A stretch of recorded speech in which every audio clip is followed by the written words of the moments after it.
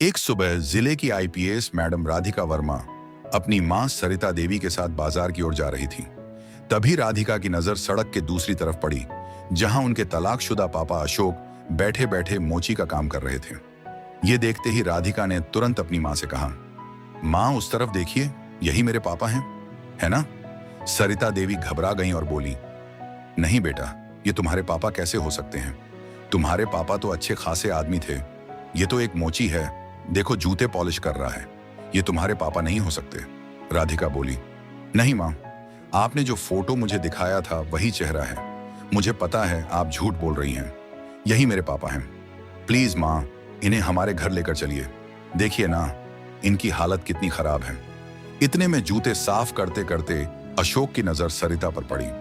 वह उन्हें देखते ही तुरंत पहचान गया और शर्म से सिर झुका लिया। यह सब राधिका देख रही थी। उसी पल उसे यकीन हो गया कि यही उसके पापा हैं, लेकिन सरिता उसे खींचते हुए वहां से ले जाने लगी। ये तुम्हारे पापा नहीं हैं, तुझे गलतफहमी हो गई है, चल घर चल। मगर राधिका हाथ छुड़ाते हुए बोली, नहीं मां, पापा को घर लेकर चलो, देख तो लो उनकी हालत कितनी खराब है, सब ठीक हो जाएगा।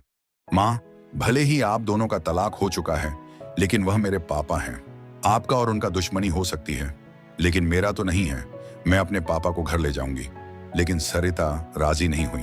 वह गुस्से से चिल्ला उठी, देखो, अगर तुम उन्हें घर लेकर जाओगी तो मैं तुम्हारे साथ नहीं रहूंगी।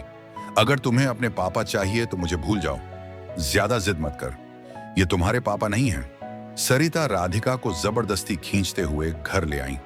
राधिका मजबूरी में कुछ नहीं कर सकी और मां के साथ चली गई। उधर अशोक ये सब देख रहा था। उसके मन में यही ख्याल घूम रहा था, मेरी बेटी कितनी बड़ी हो गई है, काश मेरी बेटी मेरे पास होती तो शायद मेरी ऐसी हालत ना होती। वह यह सोचते हुए फिर से अपने काम में लग गया। घर आकर राधिका ने मां से पूछा, मां, आप झूठ क्यों बोल रही हैं? वही मेरे पापा हैं, आप उन्हें घर क्यों नहीं लाना चाहती? मुझे अपने पापा से मिलना है। अगर आप दोनों के बीच दुश्मनी है तो आपका रिश्ता खत्म हुआ, मेरा थोड़ी हुआ है। मैं अभी भी उनकी बेटी हूं। प्लीज मां, मुझे मेरे पापा से मिलने दीजिए।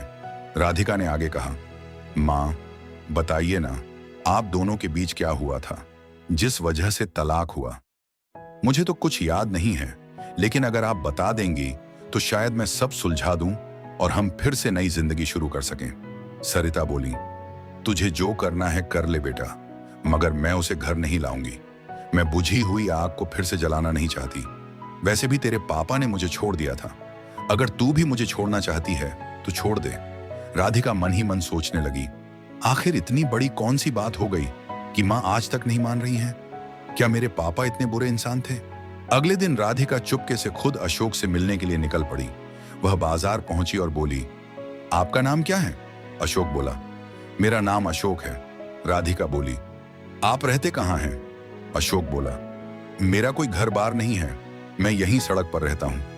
यह सुनकर राधिका की आंखों में आंसू आ गए। आप मुझे पहचानते हैं? अशोक ने सिर झुकाते हुए कहा, नहीं बेटा, मैं आपको नहीं जानता। राधिका बोली, आप मेरे पापा हैं, आप झूठ बोल रहे हैं, मैं आपकी बेटी हूं। अशोक बोला, नहीं बेटा, अब मैं किसी का पापा नहीं हूं। यह सुनकर राधिका की आंखों में आंसू आ गए, लेकिन उसने ठान लिया कि अब वह अपने पापा मां को मिलाकर रहेगी। इसके बाद वह अपनी मां की सहेली ललिता आंटी से मिली और पूरी बात बताई। ललिता ने सब सच बताया कि कैसे राधिका के पापा का किसी और औरत से अफेयर हो गया था और उसी वजह से रिश्ता टूटा। फिर राधिका ने कहा, आंटी, मुझे अपने पापा को घर लाना है, मुझे आप मदद कीजिए। ललिता बोली, ठीक है बेटा, चलो कोशिश करते हैं। दोनों अशोक के पास पहुंची। ललिता ने कहा, अशोक, अपनी बेटी के लिए तो घर चलिए, देखिए आपकी बेटी आपसे मिलने के लिए कितनी तड़प रही है। राधिका रोते हुए बोली, पापा, मैं आईपीएस हूं और आप ऐसे हाल में, मुझे अच्छा नहीं लगता, प्लीज पापा घर चलिए। आखिरकार राधिका ने झूठ कहा, पापा, मां ने आपको बुलाया है, सब ठीक हो गया है। अशोक मान गए और राधिका ललिता के साथ घर चले गए। घर पहुंचते ही सरिता गुस्से में बोली, ये कौन है बेटा, मैंने मना किया था ना। अशोक वापस जाने लगे, लेकिन राधिका ने उन्हें रोक लिया। पापा, ये घर मेरा है, आप कहीं नहीं जाएंगे, आप मेरे पापा हैं। ललिता बोली, सरिता, अपनी बेटी के लिए ही सही, अब मान जाओ। राधिका रोते हुए बोली, माँ, मैं आपके आगे हाथ जोड़ती हूँ, प्लीज आप दोनों मिल जाइए। आखिर दोनों की आंखों में आंसू आ गए। सरिता ने धीरे से अशोक का हाथ पकड़ लिया और दोनों गले लग गए। इस तरह राधिका अपनी हिम्मत और समझदारी से अपनी माँ और पापा को फिर से एक साथ कर देती हैं और अपने पापा को वापस पा लेती हैं। अभी चाहते हैं असली कहानी सुना तो डाकू AI चैनल को लाइक सब्सक्राइब करें।